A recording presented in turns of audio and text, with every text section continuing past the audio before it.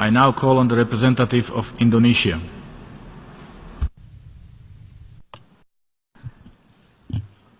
Mr. President, the delegation of Indonesia is compelled to exercise our right of reply to respond to the statements made by Vanuatu and Solomon Islands, echoed by Tuvalu and St. Vincent and the Grenadines concerning Papua and West Papua.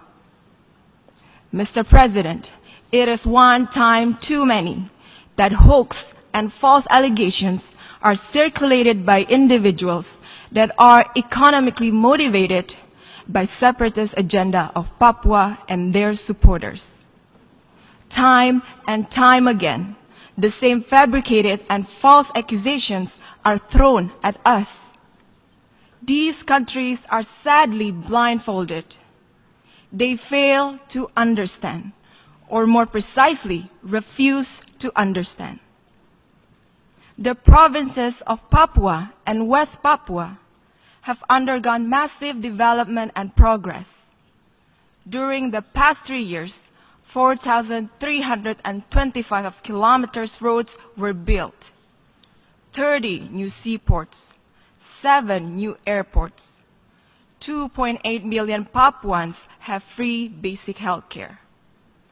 360,000 Papuan students have free education, with the economy growing at 9.21%. All make Papua and West Papua provinces the fastest growing regions in Indonesia. Mr. President, Papua and West Papua provinces are an integral and sovereign part of Indonesia. They will always remain an integral part of Indonesia. These countries were foolishly deceived by individuals, I repeat, by individuals with separatist agenda to exploit the issue of human rights. If human rights are at the heart of the issue, why were these concerns not raised in the appropriate forum, namely the third cycle of the Universal Periodic Review of Indonesia at the United Nations Human Rights Council? If Indonesia has anything to hide on human rights issue, in this day and age of open technology, by now everybody will know if such accusations even exist.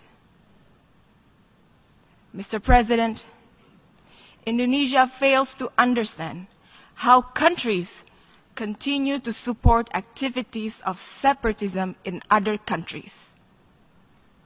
Or is this a way to hide from one's own domestic problems? Are these countries' human rights track record perfect?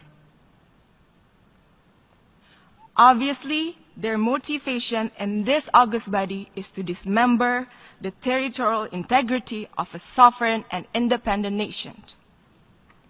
Such actions are illegal, must not be condoned, and violates the fundamental principles enshrined in the United Nations Charter. We cannot let this happen. We cannot let this continue on.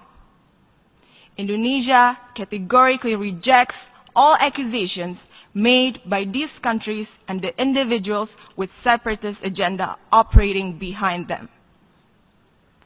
Mr. President, I would like to conclude by quoting an old proverb in Indonesia that says, "Menepuk air di dulang, terpercik muka sendiri," or loosely translated to, if you slap the water in a bucket, then be careful that the water will splash all over your own face. I thank you, Mr. President.